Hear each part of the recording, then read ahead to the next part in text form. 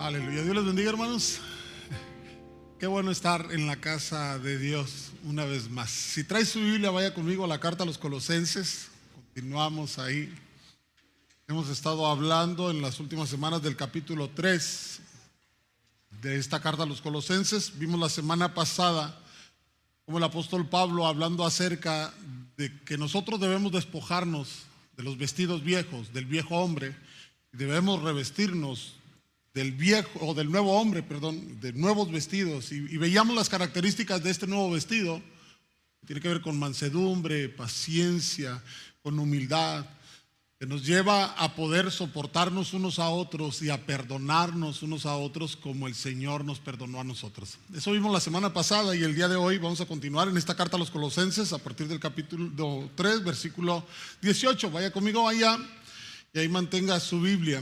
Permítame hacer una oración para entrar al consejo de esta tarde. Amén. Señor, gracias te damos en esta tarde. Qué hermoso es poder estar en tu casa, Dios, adorando tu nombre, y poder ahora, Dios, disponer nuestro corazón, de poner nuestros sentidos atentos, de prestar atención, Dios, para escuchar y recibir de tu palabra, y que tu palabra ahora, Señor Dios, sea sembrada en buena tierra, que tu Espíritu Santo ministre a nuestro corazón, hable a nuestras vidas conforme a la necesidad de cada uno de nosotros.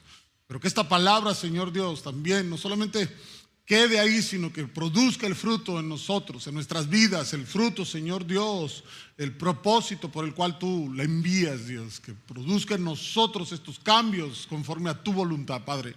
En el nombre de Jesús te lo pedimos. Amén, amén y amén. Aleluya. En la carta a los Colosenses capítulo 3, hermano, en el versículo 18, la palabra de Dios dice así: casadas. Todas las que estén casadas, levanten la mano. Levántala en alto, a ver, hermano, para ver cuántas casadas hay acá. Bien, casadas. El mensaje es para todas las casadas. Si está el esposo ahí a un lado, dile: ahí te hablan. Dígale a su esposa. El apóstol Pablo escribe y dice: casadas, estad sujetas a vuestros maridos, como conviene al Señor. Este tema se ha vuelto un tema delicado en nuestros tiempos por todo lo que se está viviendo de la liberación femenina y todo esto del feminismo, que tiene un mal concepto de lo que es el orden establecido por Dios en la palabra, y donde ellas quieren ir en contra de todo lo que representa el hombre. En su lucha, yo creo que va más allá de la igualdad. Quieren tomar incluso autoridad sobre el varón, y estamos viviendo en un tiempo complicado en esta época. Sin duda este sería un tema sensible si el apóstol Pablo lo estuviera tocando en nuestros tiempos, pero verlo en la palabra de Dios de entrada nos deja ver. Mire, a través del Nuevo Testamento podemos ver en repetidas ocasiones que se da esta recomendación, que las casadas deben de estar sujetas a su marido. De entrada, el hecho de que lo repita en diferentes ocasiones la Escritura a través del Nuevo Testamento, creo yo que nos deja ver que esta pudiera ser un área en la que sin duda en las iglesias se batallaba con algunas mujeres casadas. Esta parte de la sujeción hacia el varón. Y podemos entender que tanto las mujeres del primer siglo como las del siglo XXI también, hermano, tenían los mismos problemas, en cierta manera. Que batallaban en aquella parte para reconocer la autoridad del varón, como bien hoy en día se puede batallar también para reconocer la autoridad del hombre. Y vemos aquí que la Escritura, el apóstol Pablo está diciendo: casadas, estad sujetas a vuestros maridos. En aquella época, hermano, para los griegos, la mujer, y los romanos y los judíos y diferentes culturas, sobre todo en Oriente, la mujer era considerada como una persona de segunda clase en la sociedad. Ponían el hombre como en primera clase y la mujer como si fuera en segunda clase. Así era la percepción que se tenía.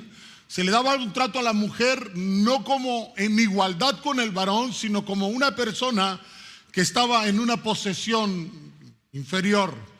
Y lo podemos ver, hermano, miren, en algunos escritos rabínicos podemos ver algunas frases que nos dejan ver cómo era la forma de ver de los judíos, en su caso, para las mujeres. Le leo algunas citas. Mire, Dice una frase de un escrito rabínico: primero que sean quemadas las palabras de la ley a que sean entregadas a las mujeres. Dicen que la quemen antes de que las mujeres la tengan en sus manos. Otro escrito dice: feliz es aquel cuyos hijos son varones, pero infeliz es aquel cuyos hijos son hembras. En la oración de los judíos, la oración de bendición que ellos daban, incluían una frase como esta, que era: bendito eres, Señor nuestro Dios, gobernante del universo, gracias porque no me has hecho mujer. Y esto se tenía como concepto de que la mujer era de segunda clase en la sociedad. Y hemos visto a través de la historia que es cierto que había un trato diferente entre el hombre y la mujer. En nuestro país incluso fue hasta mediados del siglo pasado que las mujeres comenzaron a tener derechos como el derecho a votar. Antes no participaban, no votaban, no tenían ese derecho. No tenían el derecho a la educación. Eran los hombres los que iban y se preparaban, estudiaban en las universidades, pero las mujeres no. Se tuvo que ir rompiendo con todo eso. Las mujeres no participaban en política. No podía haber a una mujer diputada, senadora, mucho menos que estuviera como presidente de una nación. Y hoy lo vemos ya en nuestro país, que tenemos a una presidente gobernando en nuestro país de México, y vemos a personas que están como diputadas, como senadoras.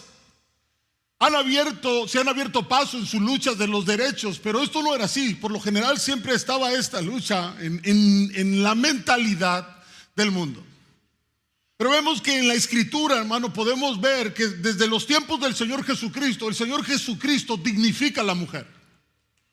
El Señor Jesucristo dignifica a la mujer. El Señor Jesucristo durante su ministerio terrenal le da un trato a la mujer que no era ad hoc para su tiempo. Él viene a romper con los paradigmas, con la forma de pensar de su tiempo. Y el Señor Jesucristo trata a las mujeres de forma digna.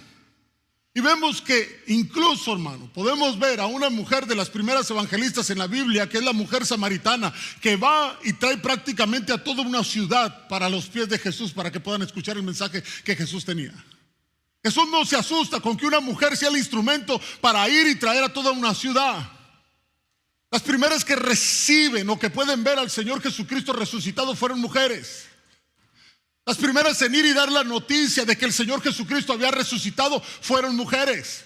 O sea, las primeras en compartir el mensaje de las buenas nuevas fueron mujeres. Y a través de la Escritura nos dice también, y cita el apóstol Pablo en diferentes ocasiones, que ahora ya no hay judío, ya no hay griego, ya no hay esclavos, ya no hay amos, ya no hay hombre, ya no hay mujer, sino que ahora todos somos iguales delante de Dios. Y esto es una realidad. Todos somos iguales. Yo creo que las mujeres aquí se iban a gozar y van a decir amén. Y es cierto. Somos iguales delante de Dios. No hay diferencia entre hombre y mujer. La mujer no es de segunda clase. Todos somos iguales delante de Dios. Incluso nosotros como congregación creemos en el ministerio de la mujer. Sabemos que hay denominaciones que igual no creen en el ministerio de la mujer. Nosotros lo creemos porque bíblicamente vemos cómo el Señor Jesucristo usó a la mujer para ser un instrumento usada por Él. Y creemos que Dios usa de igual manera también a la mujer como puede usar al hombre. Para Dios no hay distinción. Y la Escritura nos enseña esto. Pero ahora, hermano, esta parte que la Escritura habla con respecto a la sujeción no tiene que ver con superioridad o inferioridad. Tiene que ver con una función de roles. Roles establecidos por Dios. Dios es el que diseña la familia, y en el diseño de la familia Dios estableció roles que cada quien debe de llevar a cabo. Y esos roles son los que Dios ha establecido. Es un tema de subordinación, hermano. Y hay quien cree que subordinación no puede estar mezclado con esta parte de la igualdad. Que subordinación no puede haber, si hay subordinación no puede haber igualdad. Y nosotros podemos ver por la Escritura que el tema de la subordinación no tiene nada que ver. O sea, pueden ir de la mano la igualdad y la subordinación. Somos iguales ante Dios, hombres y mujeres. Pero hay un tema de subordinación, hay un tema de roles. Y uno lo puede ver incluso, hermano, en el tema de la Trinidad. La Escritura nos enseña que el Hijo se sujeta al Padre. No es el Padre que se sujeta al Hijo, el Hijo se sujeta al Padre, pero son iguales. Convive la igualdad y lo que es la subordinación. Y aquí cuando habla de sujetarse las mujeres, entonces la Escritura está hablando de un tema de roles, de funciones, de algo que Dios estableció así, donde puso al hombre como cabeza en el hogar. Y por eso habla a la mujer que debe de sujetarse al marido. ¿Por qué? Debe de hacerlo como conviene al Señor. Como conviene al Señor. Mire, David Durr, con respecto a este pasaje, menciona algunas características. Él dice, lo que este texto no dice. Me gusta, resalto algunas de las que él cita. Él dice, este texto lo que no dice es, no dice que la mujer es inferior al hombre. Estamos hablando de que no es un tema de quién es superior a quién, sino es un tema de roles que Dios estableció. No dice que la mujer es inferior al hombre. No dice que los maridos deben de sujetar a sus esposas. Miren, en los casos extremos, en el caso del Islam, los musulmanes tienen señalados en el Corán y en sus escritos que la mujer que no se sujeta debe de ser azotada. Deben de azotar con varas para que aprenda a respetar al marido y que se sujete. Ese es el extremo. Y aquí la palabra no está diciendo que si la mujer no se sujeta, el marido debe de obligar a la mujer a que se sujete. No, eso sería subyugar, sería oprimir. Tiene que ser un tema de decisión, de voluntad. Sujeción. No dice la Escritura que las mujeres deben de anular su personalidad. O sea, el hecho de que se sujete no quiere decir como que, ay, bueno, ya aquí voy a estar calladita, no digo nada, tranquila y anula su personalidad. No, no es anular su personalidad. Y no dice que la mujer tenga que soportar malos tratos. Debe de ser como conviene al Señor.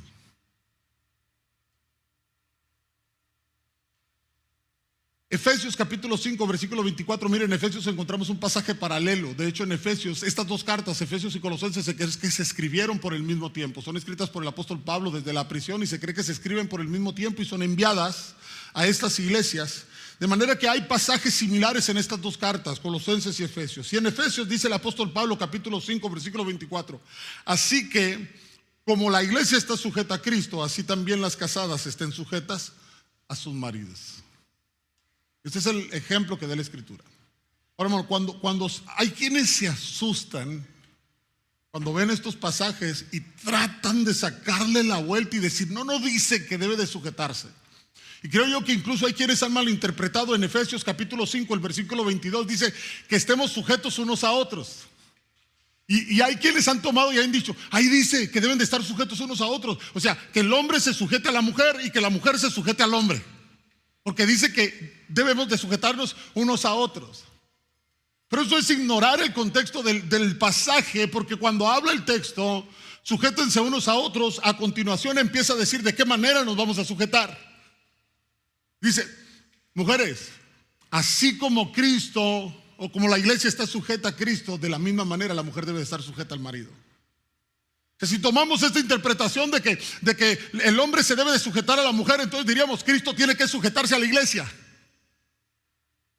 Porque vamos a sujetarnos unos a otros, todos se tienen que sujetar. Y el ejemplo es que como la iglesia se sujeta a Cristo, así debe de ser en el matrimonio. Entonces, si es igual, es como decir, Cristo tiene que sujetarse a nosotros. Y no dice eso la Escritura. Lo que la Escritura dice es, la iglesia debe de estar sujeta al Señor Jesucristo. La mujer debe de estar sujeta a su marido de la misma manera. Y hay quienes se asustan a hablar de esto, hermano. Esto es bíblico, es cuestión de roles. No me vean feo, hermanas. Pastor, ¿qué traigo? Ahora vamos con los hombres, siguiente versículo. Maridos, todos los maridos levanten la mano acá. Ahora sí, díganle a las hermanas, ahí te hablan. Maridos, amad a vuestras mujeres maridos, amad a vuestras mujeres y no seáis ásperos con ellas. Maridos, amad a vuestras mujeres y no seáis ásperos con ellas. En el pasaje paralelo con Efesios capítulo 5, versículo 25 dice, maridos, amad a vuestras mujeres así como Cristo amó a la iglesia y se entregó a sí mismo por ella. ¿Cuál es el estándar? ¿Cuál es el ejemplo a seguir? El ejemplo del Señor Jesucristo. ¿Cómo amó el Señor Jesucristo a la iglesia? El amor de Cristo por su iglesia no es un amor condicional. Y sabe que a veces el problema en el matrimonio es eso, que condicionamos nuestro amor. Yo te amo si tú me amas. Yo te respeto si tú me respetas. Yo te trato bien si tú me tratas bien. Y lo condicionamos. El amor del Señor Jesucristo por la iglesia no es un amor condicional, es un amor incondicional. Él mostró su amor sin que nosotros hiciéramos nada para merecerlo. El amor del hombre por la mujer debe de ser de tal manera que debe de amarla aunque no se sujete. No está condicionado a su obediencia que tú la tengas que amar. Tienes que expresarle el amor de la misma manera como Cristo amó a la iglesia. O sea, hay quienes en casa podemos tener un buen ejemplo de nuestros padres, de un matrimonio ejemplar. Yo lo tengo con mis padres, un matrimonio ejemplar. Tuvieron un tiempo cuando nosotros vinimos a los pies de Cristo de un matrimonio al punto del divorcio, pero Dios restauró sus vidas y han sido un matrimonio ejemplar y para nosotros son un ejemplo como hijos, de verlos a ellos y querer ser como ellos. Pero hay quien a lo mejor no tuvo un buen ejemplo en casa. Pero hermano, aún a pesar de nosotros que tenemos un buen ejemplo en casa, mi parámetro no son mis padres. La Escritura no dice que yo debo de amar a mi esposa como mi padre ama a mi mamá. Y aunque tenga un buen ejemplo en casa, aún así ese amor se queda corto. El amor de Cristo sobrepasa cualquier amor humano y este es el amor que nosotros debemos de reflejar y mostrar en el matrimonio. Un amor incondicional. Maridos, amad a vuestras mujeres. Jerry Bridges, hermano, en su libro La práctica de la piedad, él menciona ciertos términos que los usa en afirmación con respecto a un pasaje tan conocido, el pasaje del amor, que está en la primera carta a los Corintios capítulo 13, el conocido como el himno del amor. Y Jerry Bridges lo menciona, lo que es esos textos, usando afirmaciones. Y me encanta como lo dice, fíjese, se lo leo. Soy paciente contigo porque te amo y quiero perdonarte. Soy bondadoso contigo porque te amo y quiero ayudarte. No tengo envidia de tus posesiones y dones porque te amo y quiero que tengas lo mejor. No alardeo de mis logros porque te amo y quiero escuchar acerca de los tuyos. No soy orgulloso porque te amo y quiero valorarte antes que a mí mismo. No soy injusto porque te amo y me importan tus sentimientos. No soy egoísta porque te amo y quiero satisfacer tus necesidades. No me irrito fácilmente por lo que haces porque te amo y quiero pasar por alto tus ofensas. No llevo la cuenta de tus faltas porque te amo y el amor cubrirá multitud de pecados. Ese es el amor. Y dice a los hombres, ama a tu mujer. Mira, hermano, a consecuencia del pecado. Desde el libro de Génesis podemos ver, se desató una guerra de sexos. Una batalla entre el hombre y la mujer. Por tratar de usurpar los roles correspondientes. Vaya conmigo a Génesis capítulo 3, hermano. Y vamos a ver que a consecuencia de la caída, del pecado del hombre, entonces hay una lucha en el matrimonio que viene a consecuencia del pecado, una lucha de poder, una lucha por querer usurpar funciones. Génesis capítulo 3, versículo 16, hermano. Génesis capítulo 3, versículo 16.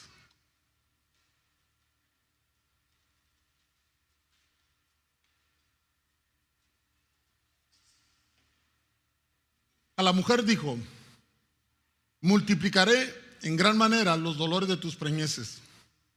Con dolor darás a luz los hijos, y tu deseo será para tu marido, y él se enseñoreará de ti. Hay dos frases aquí, hermano, que tienen que ver justo con esta lucha.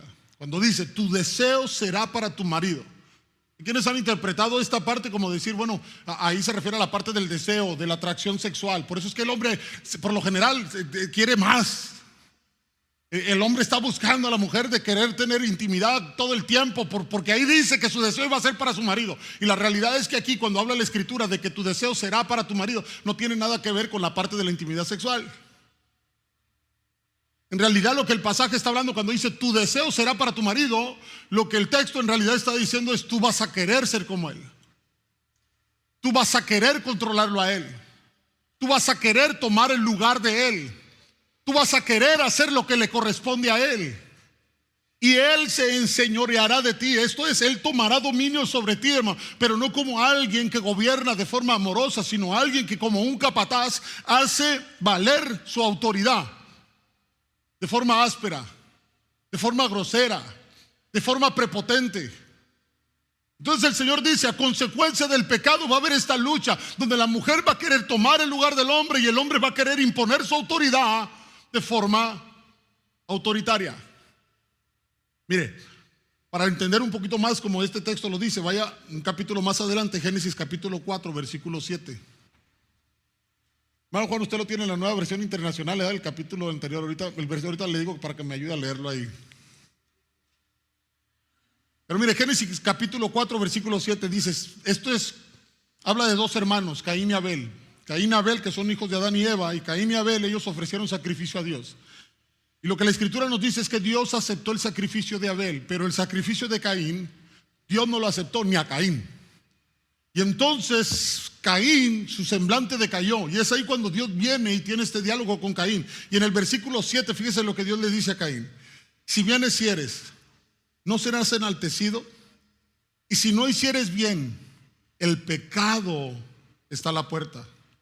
Con todo esto, a ti será su deseo y tú te enseñorearás de él. Las mismas frases que utilizó con respecto a Adán y Eva.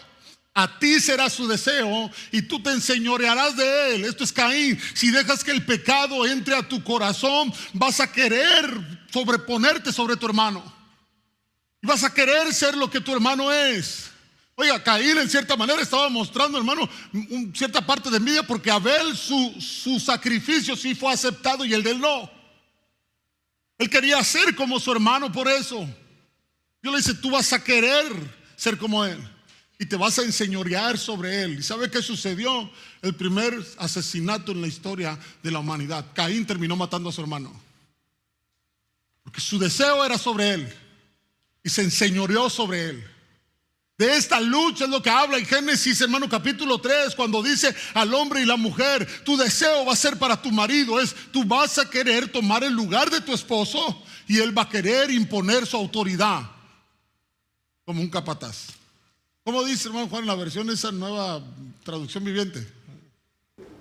Luego le dijo a la mujer, haré más agudo el dolor de tu embarazo y con dolor darás a luz y desearás controlar a tu marido y él gobernará sobre ti. Así es. Desearás controlar a tu marido, es lo que utiliza una versión más reciente. De eso está hablando. Por eso es que acá cuando llegamos con Pablo está hablando de esa lucha que se da en la iglesia, de familias cristianas, donde aún la mujer batalla para sujetarse al marido y aún el marido batalla para expresar amor.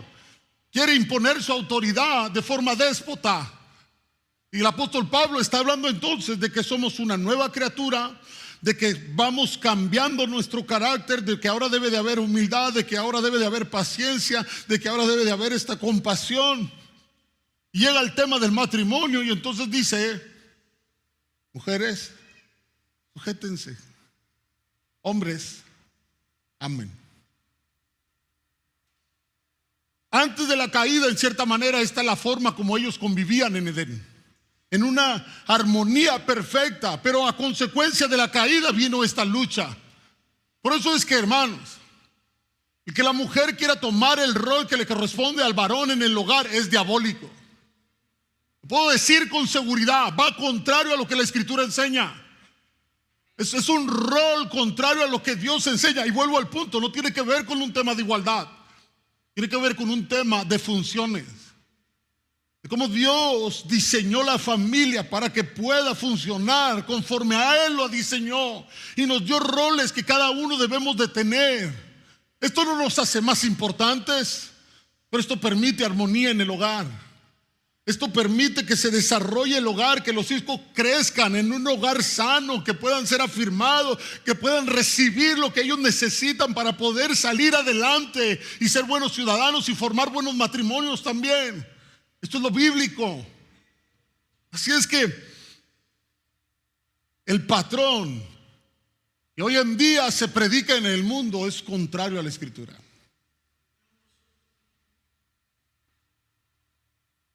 Tenemos que ir a la palabra de Dios. Ir a la palabra de Dios. Se me pusieron muy serias las hermanas y los hombres también, Seguimos, hermano. Versículo 20. Hijos, obedeced a vuestros padres en todo, porque esto agrada al Señor. Después pasa a los hijos. Todos los que son hijos y los que somos hijos. Después pasa la Escritura a nosotros y dice el apóstol Pablo, está hablando de estas relaciones. Fíjese, pasó de lo general, de la convivencia de iglesia, ahora a lo particular. El matrimonio, el hogar. Hijos, obedeced a vuestros padres. ¿Por qué? Porque esto agrada al Señor. Porque es como Dios lo diseñó. Vuelvo al punto, Dios lo diseñó de esta manera, no para que los padres estén sujetos a los hijos. Esto es como se ve hoy en día, hermano. Hijos que controlan a sus padres. Los padres hacen lo que los hijos dicen. E incluso hoy en día a los padres cada vez se les está quitando más autoridad, hermano. Hay países donde ya el padre no puede corregir a sus hijos, no los puede instruir, porque incluso pueden tener una acción penal en su contra, hermano. Y vuelvo al punto, esto es diabólico. Es contrario al principio bíblico. Enseña la palabra. Hijos, obedezcan a sus padres, porque esto agrada a Dios. Dios se agrada de ver a hijos obedientes que honran a sus padres. Miren el pasaje paralelo de Efesios.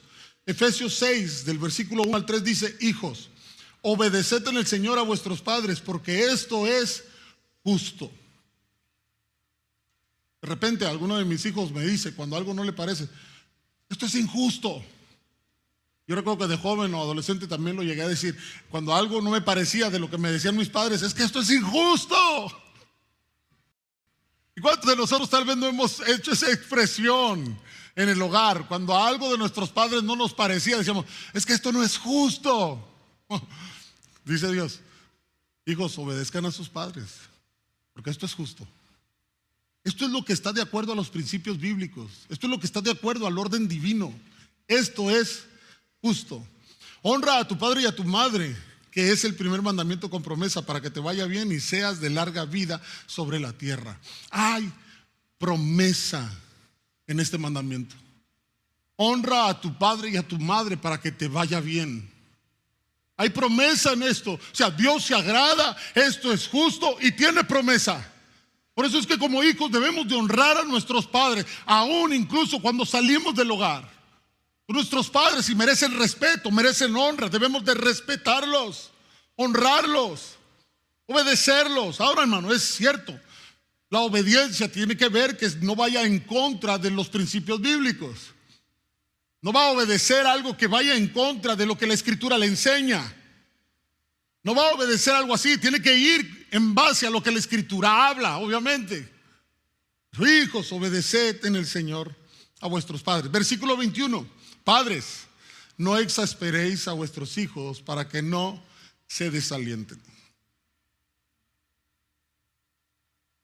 El doctor Samuel Pérez Milo dice, desanimar al hijo es fácil. Y es cierto. Desanimar al hijo es fácil. Provocarlo a ira también. No piense en sus hijos, piense en usted cuando estaba en casa de sus padres. No me diga que no se desanimaba rápidamente o no era provocado a ira fácilmente. Desanimar al hijo es fácil, provocarlo a ira también. Por el contrario, alentarlo exige un esfuerzo personal que requiere dedicarles tiempo. Para alentarlos requiere ser, hermanos, intencionales. Para desalentarlo, no. No prestemos atención a nuestras acciones, no prestemos atención a nuestras palabras. Muy probablemente vamos a herir su corazón, muy probablemente los vamos a desanimar, muy probablemente incluso no van a querer saber nada de Dios. Pero para alentarlos, para animarlos, se requiere ser intencionales. Debemos de cuidar nuestras palabras. Y esto no quiere decir que no debemos de corregir a nuestros hijos, porque la Escritura nos enseña a corregirlos, a estorbarlos cuando es necesario. En alguna ocasión lo testifiqué y yo decía, Doy gracias a Dios por haber tenido la mamá más mala del mundo. Porque cuando era joven y adolescente, para mí era la más mala. Yo decía, no, porque no nos dejaba hacer muchas cosas. Y nos cuidaba, nos estorbaba. En ese entonces yo no lo entendía, para mí era la mamá más mala del mundo. Pero hoy agradezco a Dios por haberla tenido como madre, porque si no nos hubiera estorbado, no estuviéramos aquí. No estaría en este altar predicando si no hubiera habido una madre que estuviera ahí corrigiendo. Hermano, nosotros en la casa no podíamos meter cosas que no. Música inconversa, hermano. Si de repente alguien nos prestaba un cassette, porque en aquel entonces eran cassettes. A mí me tocó cassettes. Hay unos hermanos que les tocó esos cuadros grandes, ¿cómo se llamaban? Sí, ¿cómo se llamaban esos? 8 tracks. Esos de 8 tracks. A otros les tocó los discos también, sí. De repente Dios de una u otra siempre le revelaba a mi mamá cuando metíamos algo que no debíamos de meter a la casa. Cuando no pensamos, ya habíamos, aunque hubiéramos guardado los cassettes lo mejor que pudiéramos por ahí, que mi madre no se diera cuenta, cuando ya llegamos, el cassette estaba en la basura. Madre, no era mío, nos lo prestaron, pues ¿para qué lo anda metiendo a la casa? Y estaba estorbando. El tema no tiene que ver con la instrucción y con la corrección. El tema, cuando habla aquí el apóstol Pablo, no exasperéis a vuestros hijos, no tiene que ver con que, ay, entonces no lo voy a corregir porque se va a sentir mal. No, tiene que ver con actuar conforme a la palabra. Porque a veces como padres podemos ser imprudentes con nuestros hijos y no instruirlos conforme a la palabra. Eso luego vemos a jóvenes que cuando llegan a una edad adulta y toman sus propias decisiones, no quieren saber nada de Dios. No quieren saber nada de Él.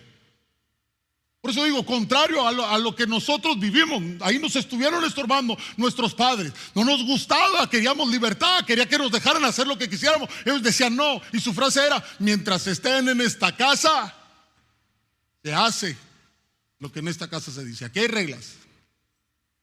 Yo decía, a veces no se tentaba en el corazón porque lo decían, y si no les gustan, ahí está en la puerta. Hay reglas. No nos gustaba, pero eso nos formó y nos permite servir hoy a Dios. Pero a veces se puede ser imprudente, hermano. Se puede ir en contra de la palabra y estar desanimando a los hijos en lugar de alentarlos para servir a Dios. Por eso la instrucción a los padres es: tengamos cuidado, tenemos que ser intencionales, tenemos que formar a nuestros hijos con la sabiduría que Dios da a través de su palabra. Tenemos que tener el cuidado para que no se desanimen. Continúa, hermano, el apóstol Pablo, y cierro ya en esta última parte. Mire, habla de 6 descripciones, habla a las esposas, esposos, hijos, padres, luego llega con siervos y amos. En estos 3 primero empieza hablando con quien demanda sujeción y luego después con quien está en autoridad. Esposa, marido, hijos, padres, siervos, amos. ¿Cuál una vez más nos deja ver que cuando habla el tema de sujeción, habla de sujeción? No es darle la vuelta, es sujeción. Pero dice a partir del versículo 22, mire, hermano, en este tiempo, y de hecho hasta hace unos siglos, la esclavitud era parte de lo que se podía ver en el mundo. En el tiempo del apóstol Pablo, el imperio romano promovía todo esto que tenía que ver con la esclavitud. O sea, sí había en la congregación siervos y amos. Había esclavos que se estaban convirtiendo al Señor. Y estaba este problema de que ahora los esclavos venían y decían, bueno, pues somos hermanos aquí los dos y pues yo ya no me sujeto a mi amo. Y él dice, no. Somos hermanos, somos iguales ante Dios, pero aún sigues teniendo responsabilidades en esta tierra. Y en diferentes ocasiones habla a los amos de cómo deben de honrar a sus amos. Y habla a los amos de cómo deben de en cierta manera, tratar con justicia a sus siervos. Pero si vemos, hermanos, los esclavos en cierta manera eran los que hacían el trabajo, hacían la labor. Eran los que limpiaban, eran los que trabajaban, eran los que cultivaban, eran los que cuidaban el ganado, eran los que trabajaban. De manera que si lo trasladamos a nuestro tiempo, bien pudiéramos hablar en este caso, en lugar de siervos y amos, pudiéramos hablar de trabajadores y patrones. Aquí ya nos ubicamos, entonces sí, todos nosotros, trabajadores y patrones. Versículo 22, siervos o trabajadores, obedeced en todo a vuestros amos terrenales. Obedeced en todo a vuestros patrones, no sirviendo al ojo como los que quieren agradar a los hombres, sino con corazón sincero, temiendo a Dios. Y todo lo que hagáis, hacedlo de corazón como para el Señor y no para los hombres, sabiendo que del Señor recibiréis la recompensa de la herencia, porque a Cristo el Señor servís.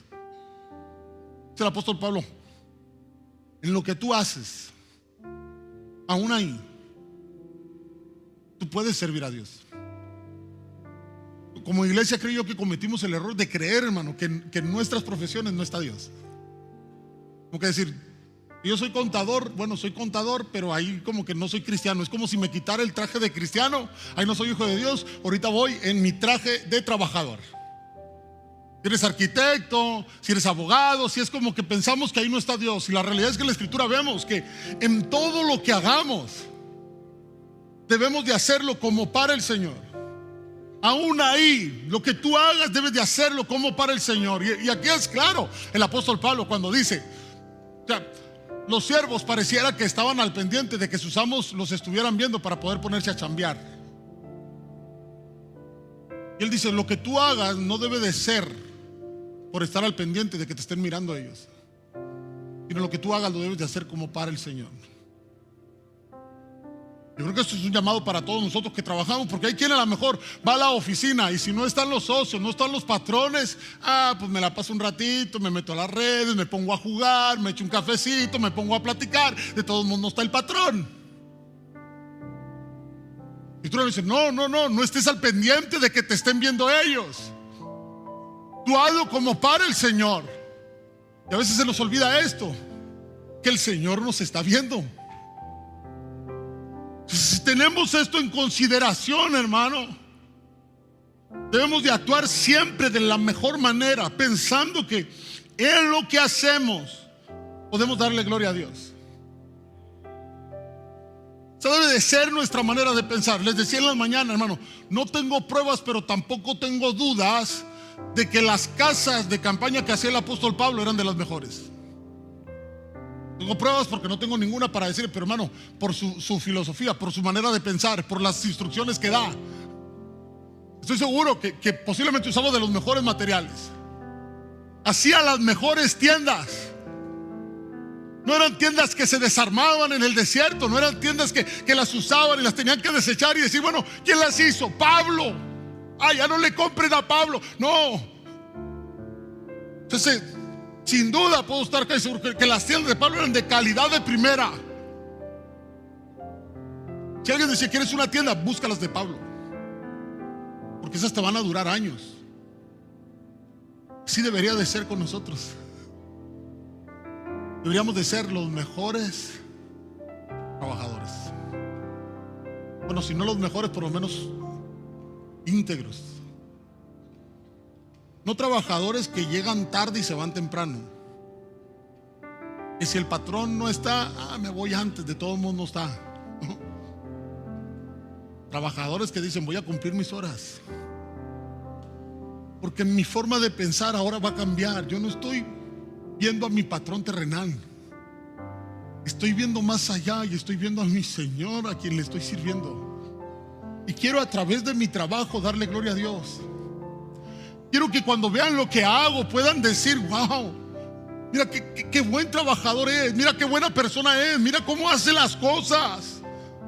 Y cuando vean eso, ellos se entiendan que lo hago porque lo hago para Dios y le puedan dar gloria a Dios. A través de lo que hacemos podemos honrar a Dios. Nosotros deberíamos de ser de los mejores trabajadores. Se los dije en la mañana, hermano, mire, que por lo menos que cuando digan que si usted manda un currículum y ponga, soy cristiano y soy de la iglesia Todo por Ti, que la gente diga, si es de Todo por Ti, contrátalo, porque ahí están los mejores trabajadores. Ese va a ser íntegro. A ese no lo tienes que andar checando, no le tienes que poner cámaras. Ese no se va a robar las cosas. Ese va a trabajar las horas. Ese te va a entregar notas de lo que gaste. Va a ser íntegro. No lo vas a tener que andar correteando ni vigilando. Contrátalo, porque algo tienen ellos. Es que hemos aprendido a darle gloria a Dios, a darle gloria a Dios a través de lo que hacemos. Exaltarlo a Él, glorificar a Dios.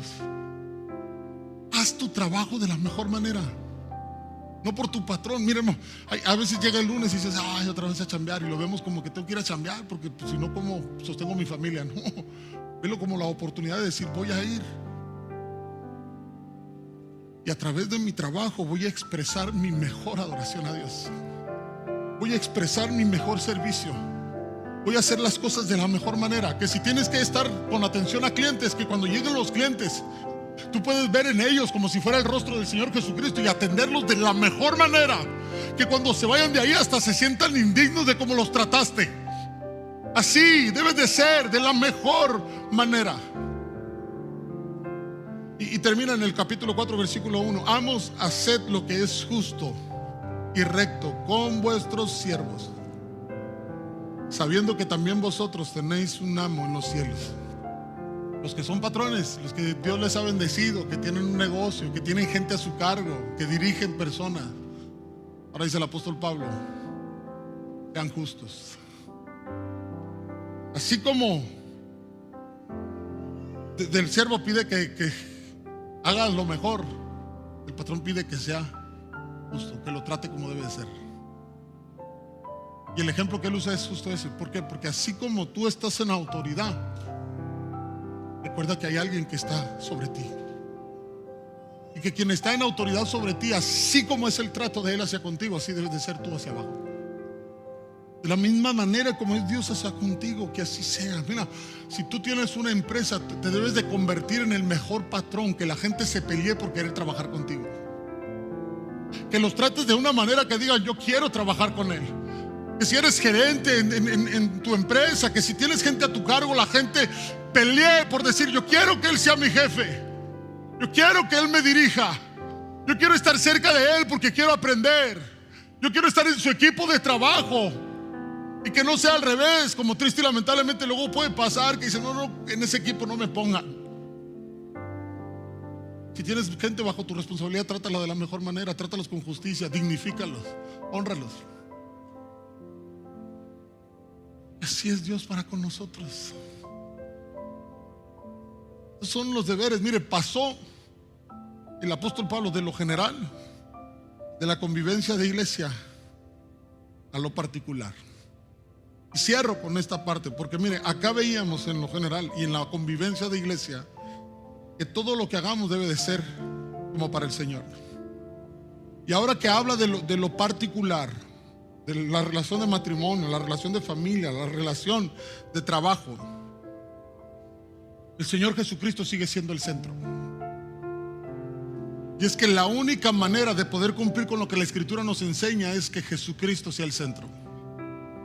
Y dice a través de los versículos, versículo 18, dice cuando habla a las mujeres es como conviene al Señor. Estén sujetas a sus maridos como conviene al Señor.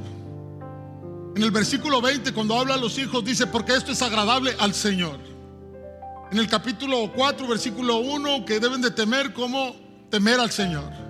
En el versículo 22, hacerlo todo como para el Señor. En el versículo 23, saber que del Señor recibirán la recompensa, porque a Cristo el Señor es a quien sirven. En el versículo 24, hacer todo en el nombre del Señor Jesucristo. Vea, en esto que está hablando de las relaciones ya en lo particular, el Señor Jesucristo no deja de ser el centro. O sea, ¿cómo podemos cumplir con esta relación matrimonial, con esta relación familiar, con esta relación laboral? Es teniendo a Jesucristo en el centro.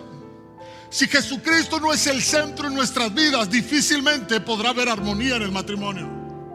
Si Jesucristo no es el centro en nuestra vida, difícilmente podrá haber armonía en la familia, entre padres e hijos. Si Jesucristo no es el centro de nuestra vida, nuestra relación laboral también probablemente será un desastre. Pero si Jesucristo es el centro, todo cambia. Todo es tan diferente. Todo es tan distinto. De manera que Cristo debe de ser el centro de nuestra vida. para poder cumplir con lo que la Escritura nos enseña. Que Él sea el centro de nosotros. Te invito a cerrar sus ojos. Señor, gracias en esta tarde. Qué hermoso eres tú, Dios. Tu palabra siempre nos habla, Dios, y nos enseña, Dios, que no solo debemos de ser oidores. No basta con venir y oír. Debemos de poner en práctica lo que tu palabra nos habla. Y podemos ver lo que te agrada. Y cómo de lo general, de la vida de iglesia, podemos ir a lo particular. A la vida matrimonial, a la vida familiar, a la vida laboral. Como en todo, Señor Dios, tú nos llamas a darte gloria. Qué hermoso eres tú, Dios. Que nuestro deseo día con día sea ese, Dios, honrarte a ti. Que nos esforcemos, Dios, por tener el mejor matrimonio, por darte gloria a ti, por honrarte a ti, por exaltarte a ti. Que quienes vean a nuestro matrimonio te puedan ver a ti, puedan ver un ejemplo. Que nos esforcemos, Dios, porque nuestro hogar sea un hogar conforme a tu palabra. Que la relación entre padres e hijos sea una relación conforme a la Escritura. Que haya honra, que haya respeto, que haya obediencia, que haya sujeción, que haya amor, que haya afirmación. Ayúdanos, Dios, cada día. Aún en lo que hacemos, en el día a día, en nuestras actividades cotidianas, Dios, en el trabajo, en el hogar, aún ahí, que en todo lo que hagamos, Señor, te damos gloria a ti. Que cambie nuestra manera de pensar, nuestra forma de hacer las cosas. Que cambie la manera como vemos las cosas, Dios. Que podamos entender que aún ahí lo que hacemos lo podemos hacer para darte gloria a ti. Que este sea nuestro anhelo cada día, Dios, honrarte a ti. En nuestro trabajo darte gloria a ti. En nuestras actividades honrarte a ti, exaltarte a ti, darte gloria a ti. Porque esto es lo que a ti te agrada. Personas íntegras, trabajadores íntegros, personas que cumplan, que no roban a sus empresas, sino que cumplen. Esto es lo que te agrada a ti. Tú aborreces las balanzas que no son justas. Tú eres un Dios de justicia. Por eso, Dios, que aún ahí podamos ser justos y honrarte a ti en todo lo que hacemos. Sea el centro de nuestra vida, Dios. No podemos, Dios, dejarte a un lado cuando vamos a nuestras actividades cotidianas. No podemos dejarte en casa y decir: espérame aquí mientras vuelvo de mi trabajo. ¿A dónde vamos? Tú estás ahí. Nuestra vida entera, Dios, debe darte honra, gloria a ti. Ayúdanos a entender tu palabra, a ser conscientes de esta verdad, para cambiar nuestra forma de actuar. Que dejemos de preocuparnos por el ojo humano, querer agradar al patrón terrenal, Dios, e ir más allá. Hacer las cosas de la mejor manera para darte gloria a ti. Porque es para ti, para quien hacemos todo. Para darte gloria, Dios. Te damos gracias, Señor. En el nombre de Jesús. Amén y